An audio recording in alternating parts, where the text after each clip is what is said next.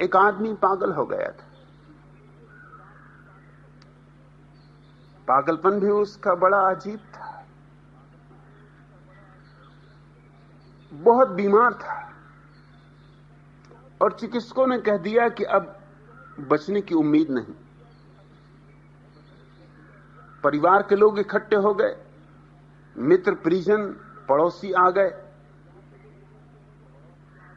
इधर घड़ी की टक टक और उधर आदमी का डूबता जाना।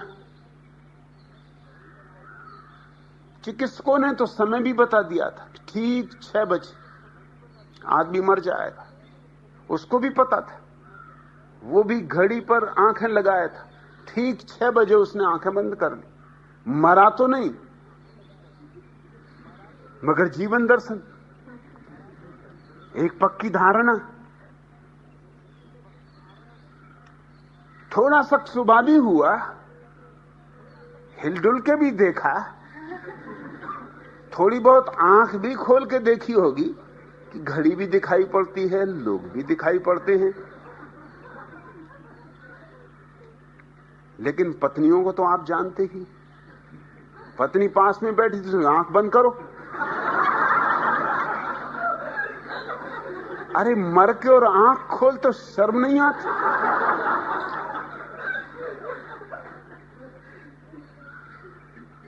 और जब चिकित्सक ने कहा है, और सबसे बड़े चिकित्सक ने कहा है, और 1000 रुपये फीस भरी, तो कोई झूठ थोड़ी कहेगा। तुम मर चुके।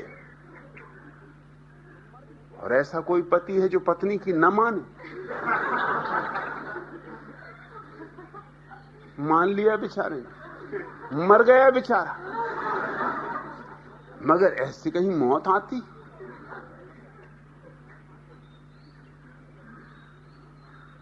आंखें बंद किए पड़ा है।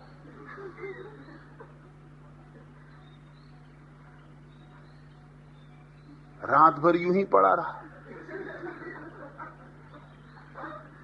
लेकिन मोहल्ले के लोगों ने इंकार कर दिया कि इसको हम जलाएंगे नहीं, यह आदमी जिंदा है।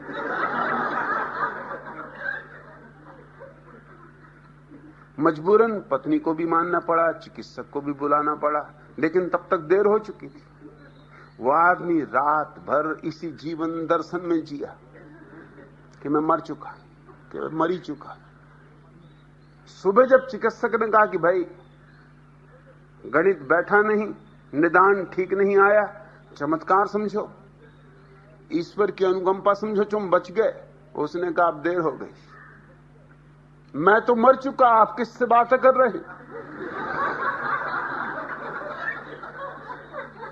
चिकित्सक ने कहा तुम जिंदा हो। उस आदमी ने कहा कि आप वहम में,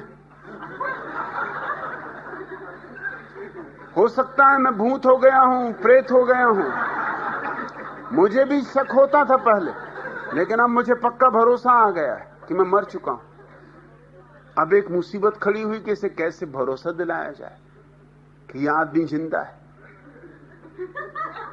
पत्नी ने चिकित्सक से कहा कि आपने ही झंझट खड़ी की, अब आप ही सुलझाओ, और जो फीस लेनी हो ले लेना, मगर इसका जीवन दर्शन बदलो। वो उठे ही नहीं। नाश्ता तैयार है, वो उठे ही नहीं। दफ्तर जाने का वक्त हो गया, वो उठे ही नहीं। सच पूछो तो उसे मजा भी बहुत आने लगा कि ये भी खूब रही, न दफ्तर जाना है, न कोई चिंता, न कोई फिक्र, अपने बिस्तर पर लेटे। ये तो जीवन से भी बेहतर हो गया। अरे तड़पते थे एक एक दिन के लिए छुट्टी मिल जाए, यूं छुट्टी मिल गई सारी चिंताओं से। मगर पत्नी, बच्चे परेशान, रिश्तेदार परेशान, चिकित्सक के पीछे पड़े कि अब तुम ही कुछ करो।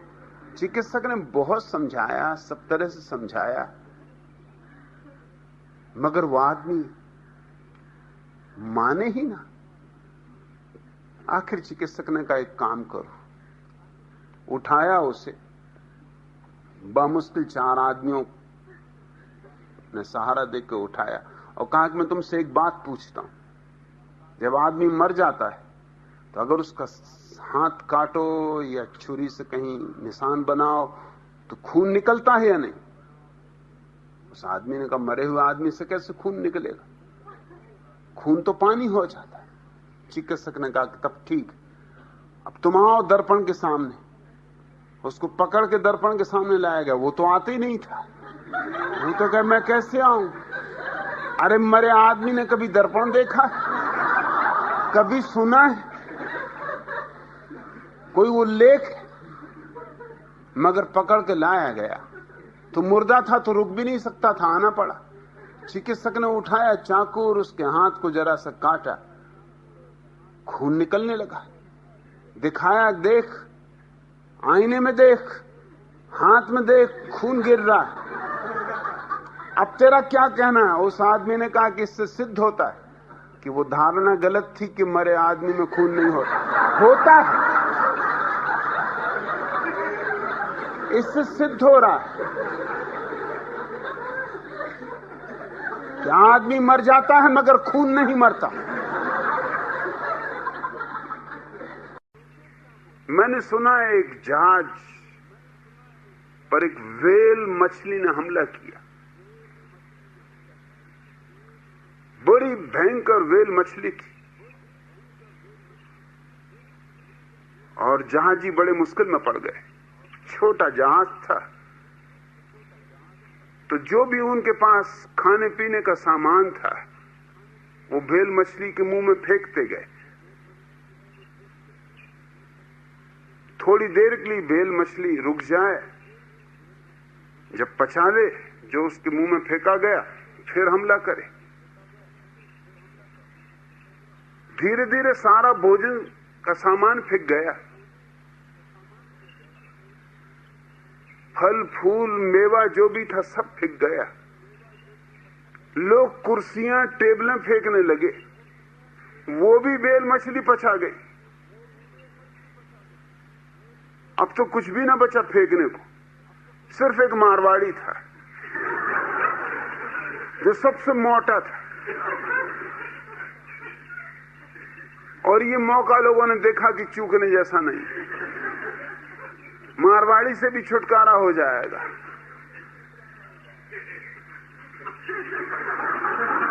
तो उन्होंने मारवाड़ी को फेंक दिया, व्हेल मछली उसको भी पचा के आ गई। तब मल्लाहों ने सोचा कि अब कोई उपाय नहीं, अगर ये मारवाड़ी को पचा गई तो अब सबको पचा जाएगी। अब बेहतर है जूझ लेना।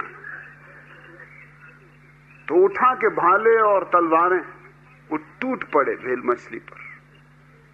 यह आखिरी उपाय था, और अंततः उन्होंने व्हेल को मार डाला, उसको खींचा जहाज पर और उसको काटा। पीछे तो दृश्य देखा, देख के चौंक गए। मारवाड़ी ने दुकान खोल दी,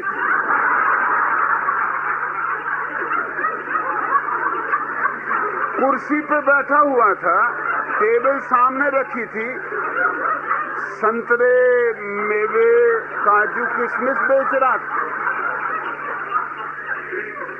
पुराने लोग जो व्हेल मछली खा गई होगी कभी, वो बेचारे खरीद रहे थे।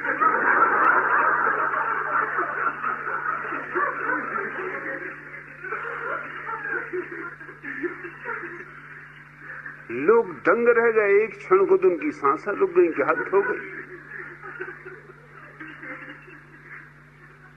मारवाड़ी ने जल्दी से सामान बेचा, जो कुछ पैसा लगता इकट्ठा किया वो रखा, और बाकी लोगों जिनके पास नहीं था उनसे कभी बाद में चुका देना।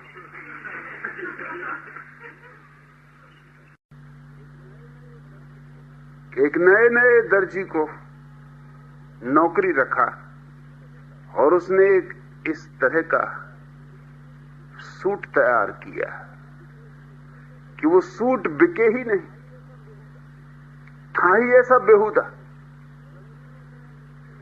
रंग भी उसने ऐसे चुने थे कि जो देखे उसको एकदम हटा दे कि हटाओ इसको, हमने इसको कौन पहनेगा। उसकी डिजाइन भी ऐसी थी कि जो पहने वही सर्कस का जोकर मालूम पड़े। मालिक ने कहा कि तुमने कीमती वस्त्र खराब किया है, 7 दिन का वक्त देता हूं, मैं छुट्टी पे जा रहा हूं। 7 दिन के भीतर ये जो तुमने चीज बनाई है बिकनी ही चाहिए, अगर नहीं बिकी तो तुम्हारी नौकरी खत्म। 7 दिन बाद मालिक लौटा, देखा कि उसका सहयोगी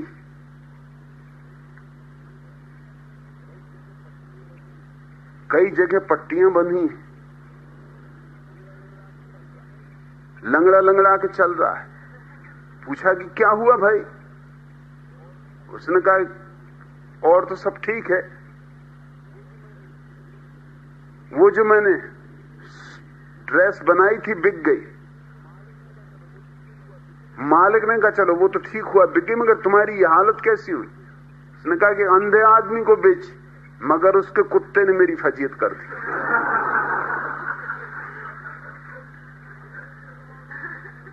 अंधे के सिवा उसको कोई लेने को तैयार था भी नहीं। किसी तरह अंधे को राजी किया, मगर कुत्ते ने हलाकान कर डाला। कुत्ता इंकार करता था कि मत खरीदो,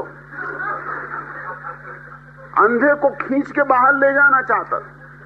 और मेरे जीवन के लिए वही एक मौका था, मैं भी जूझ गया कुत्ते से, क्योंकि फिर अंधा आए या ना आए और 7 दिन निकले जा रहे हैं।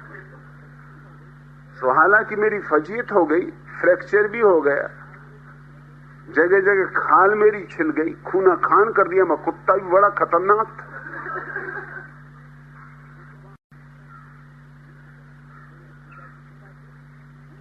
क्योंकि मेरे पिता के पिता थे, उनको बड़ा शौक था पैर दबाने।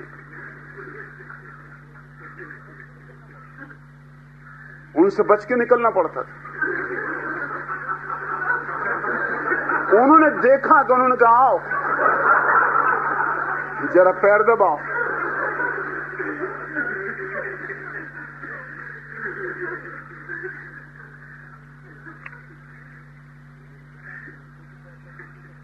फिर मेरे पिता थे, उनको भी पैर दबाने का शौक था।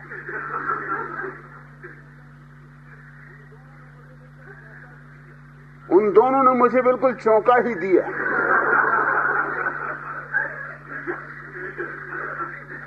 मैंने किसी से पैर नहीं दबाए, क्योंकि मुझे भली भांति पता है कि पैर दबाते वक्त मेरी क्या हालत होती है।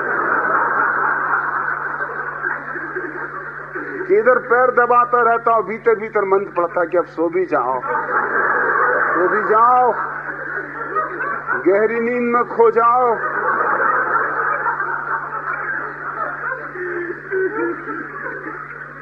और जैसे ही मैंने खुर्राटा उनका सुना कि मैं भागा, क्योंकि फिर नींद खुल जाए। अरे कोई भरोसा, ये पैर दबाने वाले लोग बड़े होशियार होते, जब तक पैर दबाओ बड़ी शांति से पड़े रहते हैं, जैसे ही छोड़ो एकदम कहां जा रहे हो।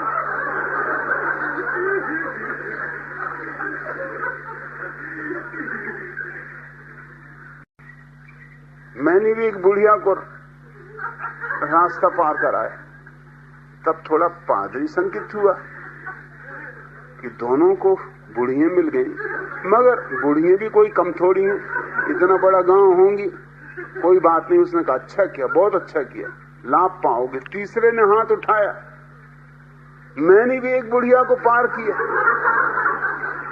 पादरी बोला कि बुढ़िया पार की और तुम सबको बुढ़िया मिल गई। उस तीसरे ने कहा आपसे क्या छिपाना, बुढ़िया एक ही थी, हम तीनों ने पार किया। तो पादरी ने कहा कि 3 की क्या जरूरत थी? अरे उन्होंने कहा आपको पता नहीं, बुढ़िया बड़ी शैतान थी,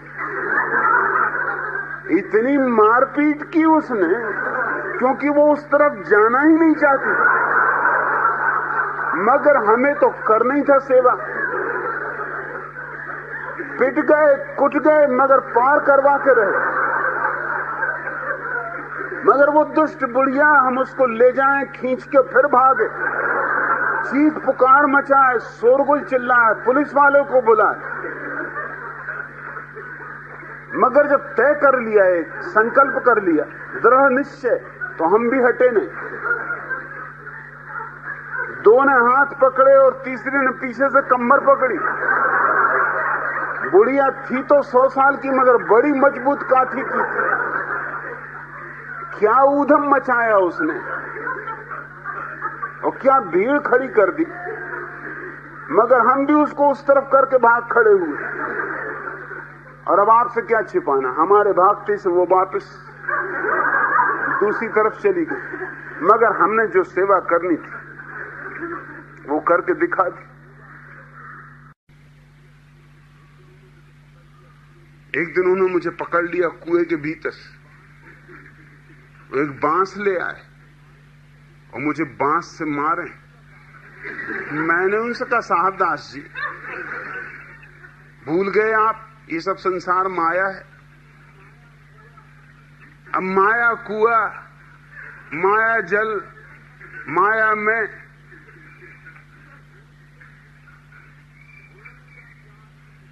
उन्होंने कहा कि आज तुझे ठीक करके रहूंगा, आज तुझे निकलने नहीं दूंगा। और अपने एक शिष्य को कहा कि जाके इनके पिता को बुला के लाऊं। पिता मेरे उनके दोस्त थे, क्योंकि आज रंगे हाथ इसे पकड़ लिया, मेरा कुआ बर्बाद किए दे रहा।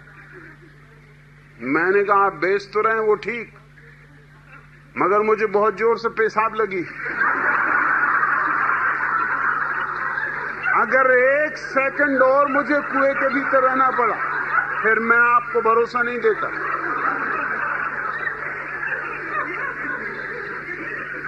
रोको उस आदमी को, नहीं तो पछताओगे। जल्दी से मुझे बाहर निकाला, तो कहने, भैया तू माफ कर, ये काम मत करना, कम से कम यही हम पानी पीते। मैंने कहा, क्या फर्क पड़ता, सब माया है।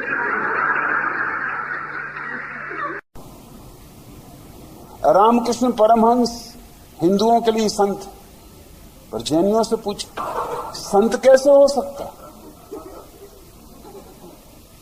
मछली तो खाते रहे वो, बंगाली और मछली भात न खाए, ये असंभव।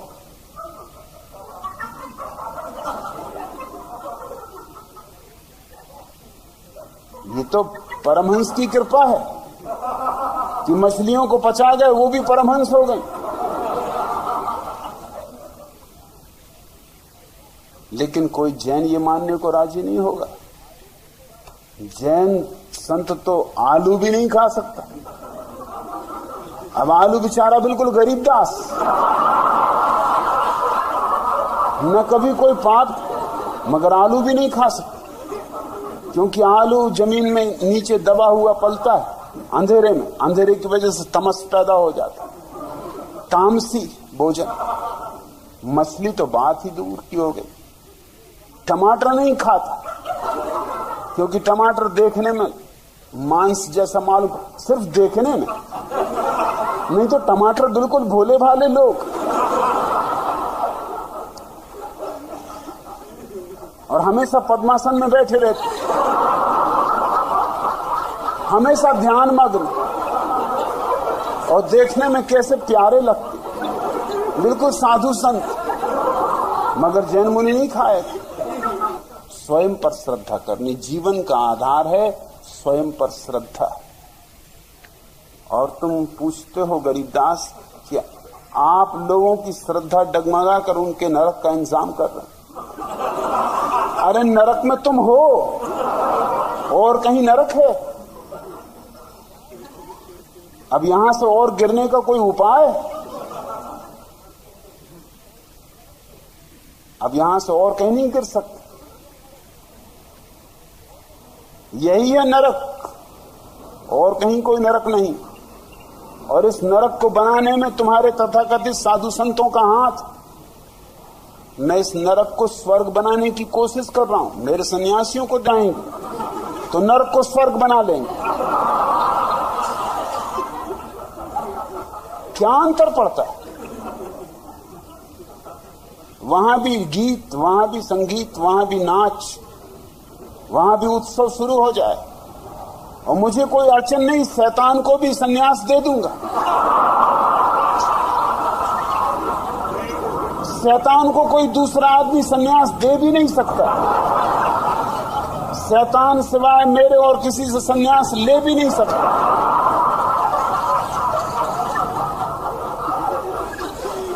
और गरीबदास झोली वाले, तुम अगर स्वर्ग भी चले गए,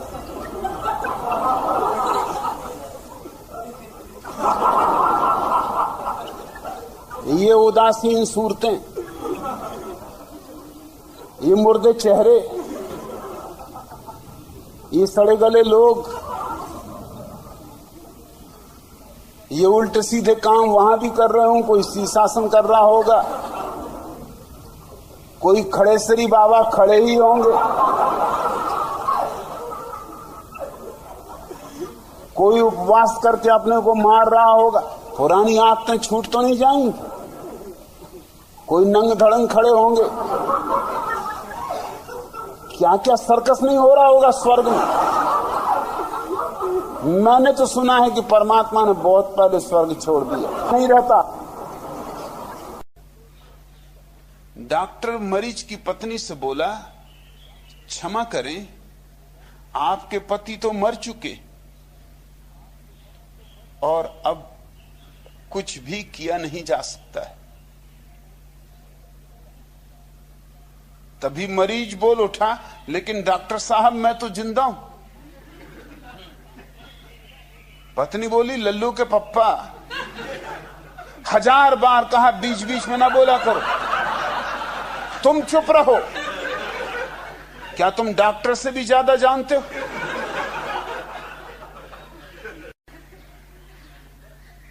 मुल्ला नसरुद्दीन एक दिन जल्दी ही अपने दफ्तर पहुंच गया। उसने देखा कि उसका चपरासी उसकी सुंदर टाइपिस्ट लड़की को चूम रहा है। मुल्ला भनभना उठा,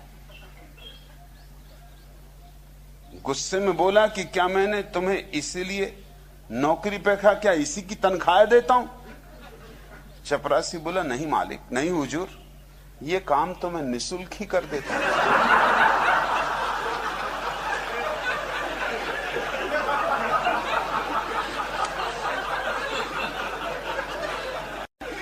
डॉक्टर ने मरीज को सलाह दी कि वह कुछ दिन तक हल्का फुल्का काम करे।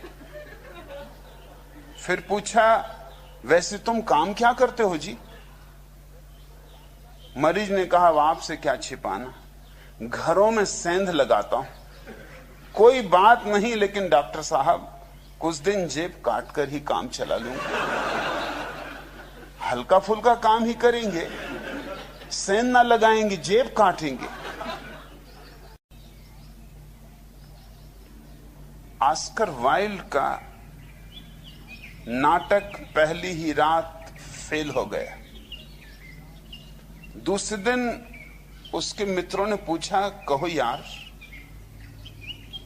कल तुम्हारा नाटक कैसा रहा? ऑस्कर वाइल्ड ने जवाब दिया, नाटक बेहद सफल रहा, लेकिन देखने वाले फेल हो गए।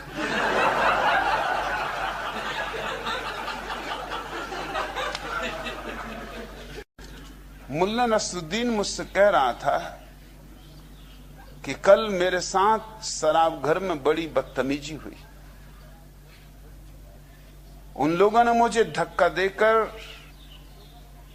पीछे के दरवाजे से बाहर निकाल दिया। मैंने पूछा, फिर तुमने क्या किया? उसने कहा कि मैंने उन लोगों को बताया है कि मैं शहर के एक प्रतिष्ठित परिवार का व्यक्ति हूं, इस तरह अशोभन व्यवहार मेरे साथ मत करो, नहीं तो पीछे पछताओगे, मैं इसका बदला चुकाऊंगा। तो मैंने पूछा, अच्छा फिर क्या हुआ? नसरुद्दीन प्रसन्नता से बोला, फिर उन लोगों ने मुझे अंदर ले आए और खूब धक्के मारे और सामने के दरवाजे से बाहर निकाले। प्रतिष्ठित परिवार के व्यक्ति हो, पीछे के दरवाजे से निकालना अशोभन तो सामने के दरवाजे से मगर धक्के तो वही, धक्कों में कोई फर्क ना पड़ेगा। एक ईसाई फकीर चर्च में प्रवचन दिया इसी सूत्र पर, और बड़ा सार गर्वित प्रवचन दिया। एक नास्तिक भी सुन रहा था प्रवचन। उसने कहा, सोचा मन में क्यों ना प्रयोग करके देख लिया जाए। जैसे ही सभा समाप्त हुई वो गया और उसने फकीर के गाल पर एक चांटा लगाया। फकीर ने तत्क्षण दूसरा गाल उसके सामने कर दिया। थोड़ा हैरान हुआ वो आदमी, लेकिन था वो भी नास्तिक।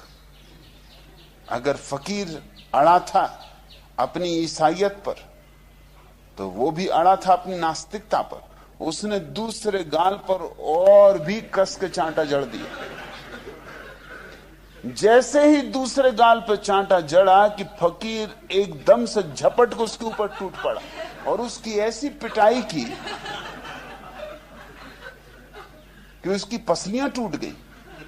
वो चिल्लाए भी, अरे भाई ये क्या कर रहे हो, अभी तुम क्या समझा रहे थे? मगर फकीर ने पहले तो उसकी धुनाई की।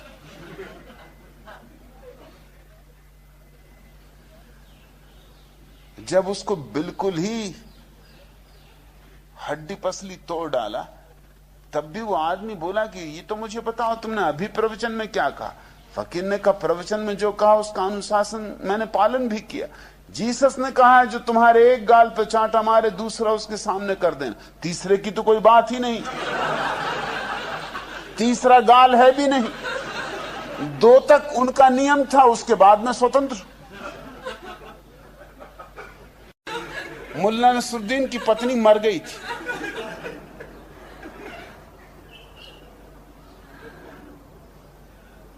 तो बड़ा क्रोधित था, दुखी कम क्रोधित ज्यादा। मैंने उससे पूछा कि पत्नी मर गई, दुखित होना समझ में आता, क्रोधित क्यों हो भाई?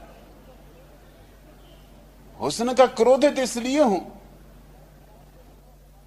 कि ये सब मोहल्ले पड़ोस वाले सब लुच्चे, सब लफंगे। जब मेरी मां मरी तो सब बुढ़ियां आई और कहने लगी, बेटा चिंता ना करो, अरे हम तो हैं, हमको अपनी मां समझो।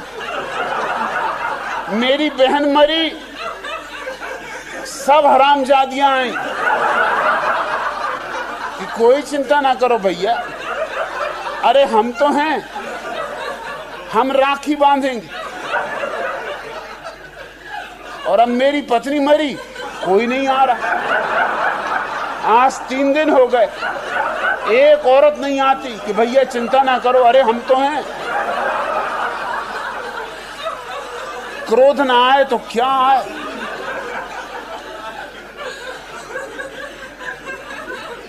ये क्या पागलपन की बात है कि अपनी पत्नी को भी अपनी मां के समान समझो,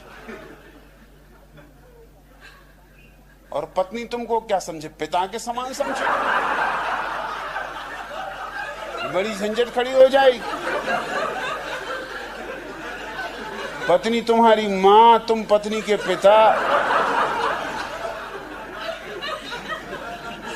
बड़ा गजब का नाता हो।